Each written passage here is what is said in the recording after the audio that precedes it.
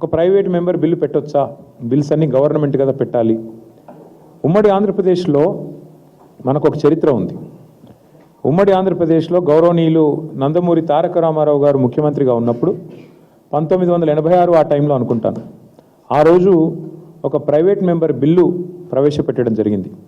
ఆనాటి Bharatiya Janata party floor లీడర్గా ఉన్న సిహెచ్ విద్యాసాగర్ రావు గారు ఒక ప్రైవేట్ మెంబర్ బిల్లు ప్రవేశపెడితే గవర్నమెంటు దాన్ని ఆహ్వానించి దాన్ని చట్టం కూడా చేసింది. అంటే ఈ రాష్ట్రంలో ప్రెసిడెంట్ ఉంది, ఉదాహరణ ఉంది, ఇదివరకు జరిగిన ఉదంతం మన కళ్ళ ముంగటనే ఉంది.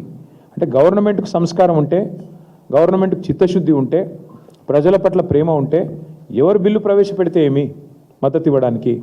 అందుకే మేము రాష్ట్ర ప్రజల తరపున ప్రభుత్వాన్ని కోరుతా ఉన్నాం. మీరు సంతకం పెట్టిన ఫైలు మరి ఇప్పటివరకు దొరకట్లేదు. తప్పకుండా దాన్ని కూడా వెతుకుతాం, పట్టుకుంటాం. కానీ ఈ లోపల మీకు ఇబ్బందిగా ఉంది కాబట్టి, మీరు పెట్టలేకపోతున్నారు కాబట్టి మేము బిల్లు తయారు చేసుకొని వచ్చినాం.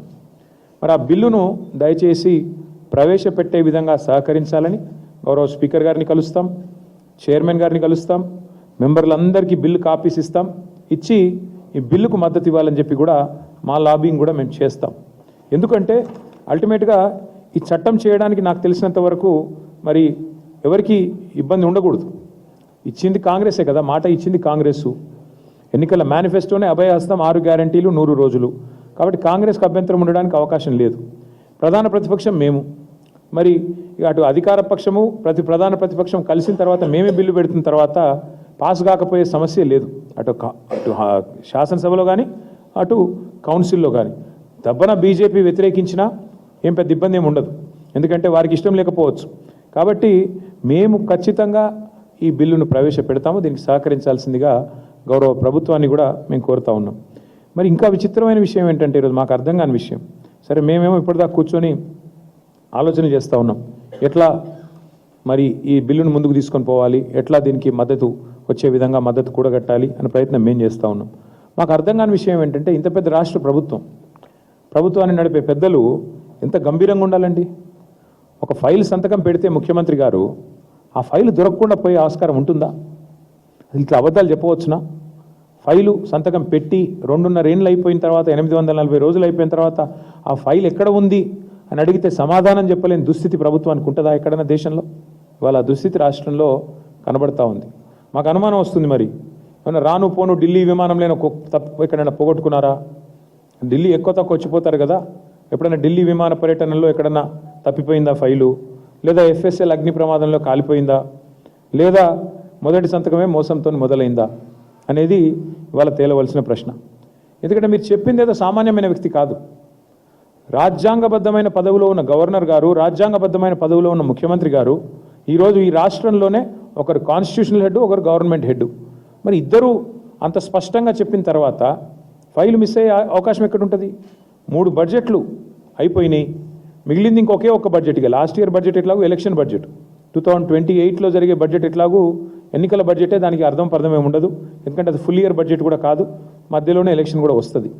కాబట్టి మీకు మిగిలింది ఒకే ఒక్క బడ్జెట్ 2027. మరి అందుకే ఈ 6 గ్యారంటీల విషయంలో మేము పట్టుబడుతున్నాం. అందుకే రాష్ట్ర ప్రజలకు న్యాయం జరగాలి. మహిళలకి 2,500 రూపాయలు మీరు ఇచ్చిన హామీ మేరకు రావాలి.